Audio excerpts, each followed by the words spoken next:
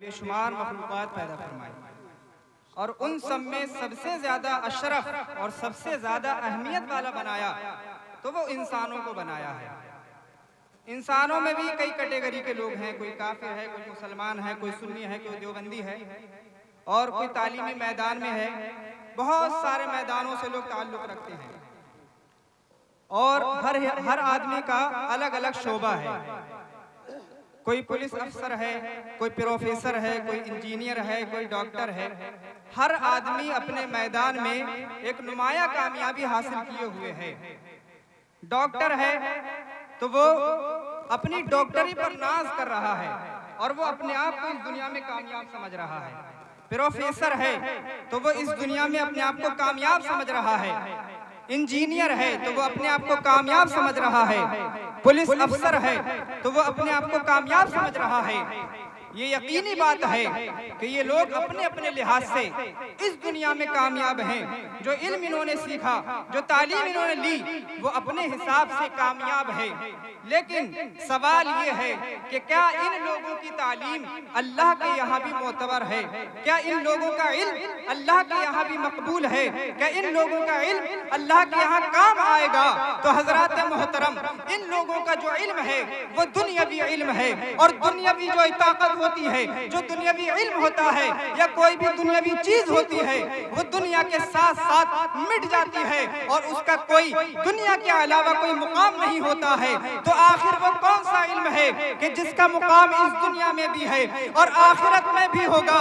تو قرآن مجید اٹھا کر پڑھیے، اللہ تبارک و تعالی قرآن مجید میں ارشاد فرماتا ہے، یرفع اللہ الذین آمنوا منکم والذین اوتوا العلم درجات، کہ اللہ کے یہاں اگر کسی کا علم مقبول ہے تو ان لوگوں کا علم مقبول ہے کہ جنہوں نے علم دین کو حاصل کیا اور لوگوں کو بے شک سبحان اللہ۔ اور نبی پاک صلی اللہ تعالی علیہ وسلم ارشاد فرماتے ہیں، خیرکم من تعلم القرآن وعلمہ، the best of you the one who learn the Quran and teach the Quran۔ تم میں سب سے بہتر وہ ہے کہ جو قرآن مجید کو سیکھتا ہے اور دوسروں کو سکھاتا ہے۔ بے شک بے شک۔ اور یہ علم دین ہی ہے، علم ہی ہے جس کی وجہ سے حضرت آدم علیہ السلام کو اللہ نے خلافت کا درجہ عطا فرمایا۔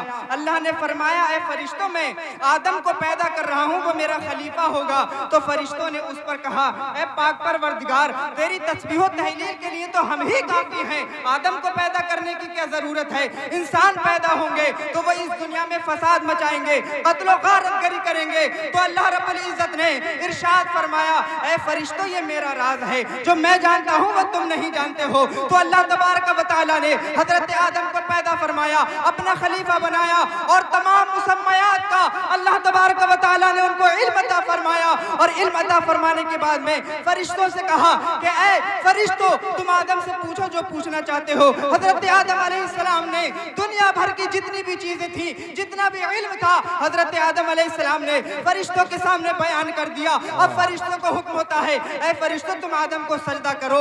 وہ فرشتے جو آدم کی تخلیق پر اعتراض کر رہے تھے، وہ فرشتے جو حضرت آدم کو ماننے کے لیے تیار نہیں تھے، لیکن اللہ تبارک و تعالی نے جب حضرت آدم کو علم عطا فرما دیا تو اس علم کی بنیاد پر فرشتوں کو بھی حکم ہوا کہ اے فرشتوں، تم آدم کے لیے سجدہ کرو۔ تو پتہ یہ چلا کہ علم کی بنیاد پر آدمی سرداری حاصل کرتا ہے، علم کی بنیاد پر آدمی کو مرتبہ ملتا ہے۔ اور اسی کو اس آیت کریمہ میں بیان فرمایا، یرفع اللہ الذین آمنوا منکم والذین اوتوا العلم درجات، کہ مرتبے انہی کو ملیں گے کہ جو اللہ تبارک و تعالیٰ کے دین کا علم حاصل کریں گے۔ بے شک بے شک۔ تو چونکہ وقت کی گنجائش نہیں ہے، اس لیے میں آپ حضرات سے بس اتنی سی گزارش کروں گا کہ آپ حضرات اپنے بچوں کو تعلیمی میدان میں ضرور لے کر کے آئیے۔ علم کے ہی وجہ سے آپ اس دنیا میں سرخرو ہو سکتے ہیں۔